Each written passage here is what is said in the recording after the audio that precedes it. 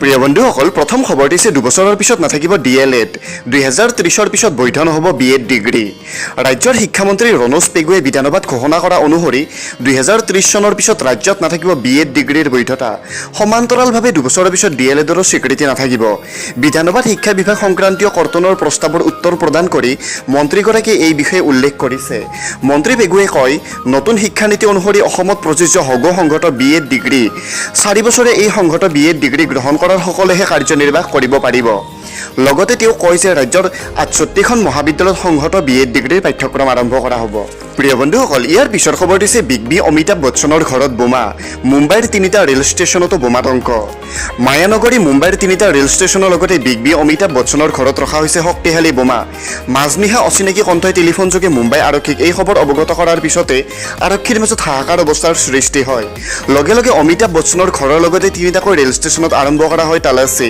কিন্তু আৰক্ষীয়ে কতোই নাপালে বোমাৰ সন্ধান আৰক্ষী নিশ্চিত হ'ল যে হেয়া কোনোবাই কৰা ভুৱা ফোন কলহে আছিল মুম্বাই আৰক্ষীৰ শীৰ্ষ সূত্ৰই প্ৰকাশ কৰা অনুসৰি মাজনিশা অচিনাকি কণ্ঠই আৰক্ষীৰ মুখ্য কাৰ্যালয়লৈ ফোন কৰি জনায় যে ছত্ৰপতি শিৱাজী মহাৰাজ টাৰ্মিনেল বাইকুল্লা আৰু দাদৰ ৰেল ষ্টেচনত বোমা ৰখা হৈছে একেদৰে অমিতাভ বচ্চনৰ জুহুৰ ঘৰতো ৰখা হৈছে বোমা প্ৰিয় বন্ধুসকল ইয়াৰ পিছৰ খবৰটি হৈছে লাভলীনা বৰগোহাঁইলৈ 5 বছৰৰ বাবে আগবঢ়াব বিনামূলীয়া গাহৰি মাংস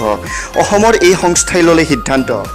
গাহৰি খোৱাৰ নামত এতিয়া আৰু টকা খৰচ কৰিব নালাগে লাভলীনা বৰগোহাঁইয়ে অসমৰ চিম্বটিক ফুডছে অহা 5 বছৰলৈ বিনামূলীয়া গাহৰি মাংস যোগান ধৰিব অলিম্পিকত ব্ৰঞ্জ মেডেল লাভ কৰা তাৰকা খেলুৱৈগৰাকীলৈ এই সন্দৰ্ভত সংস্থাটোৰ ফালৰ পৰা জনোৱা হ'ল যে এয়া লাভলীনা বৰগোহাঁইৰ বাবে এক সামান্য মৰম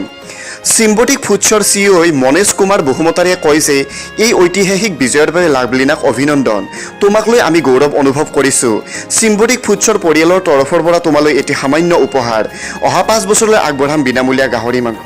প্ৰিয় বন্ধুসকল শেষৰ খবৰটি হৈছে মহিলাক মদৰ ব্যৱসায়ীৰ বেশ্যাবৃত্তি গ্ৰহণ কৰিবলৈ কোৱা মহিলা কনিষ্টবলৰ ৰিজাৰ্ভ ক্লজ ঘটনাৰ তদন্তৰ নিৰ্দেশ বঙাইগাঁও আৰক্ষীৰ মহিলা মদ ব্যৱসায়ীক বেশ্যাবৃত্তি গ্ৰহণ কৰিবলৈ কোৱা মহিলা কনিষ্টবলৰ ৰিজাৰ্ভ ক্লজ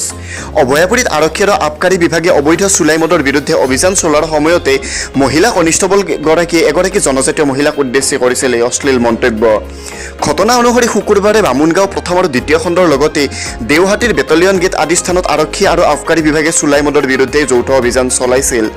অভিযানৰ মাজতে এগৰাকী মহিলা মদৰ ব্যৱসায়ীক উদ্দেশ্যি চূড়ান্ত অশুভনীয় মন্তব্য কৰে এই মহিলা কনিষ্টবল গৰাকীয়ে প্ৰিয় বন্ধুসকল ভিডিঅ'টি যদি ভাল লাগিল লাইক কৰিব শ্বেয়াৰ কৰিব আৰু এনেধৰণৰ খবৰসমূহ পাই থাকিবলৈ আমাৰ এই চেনেলটো নিশ্চয় ছাবস্ক্ৰাইব কৰিব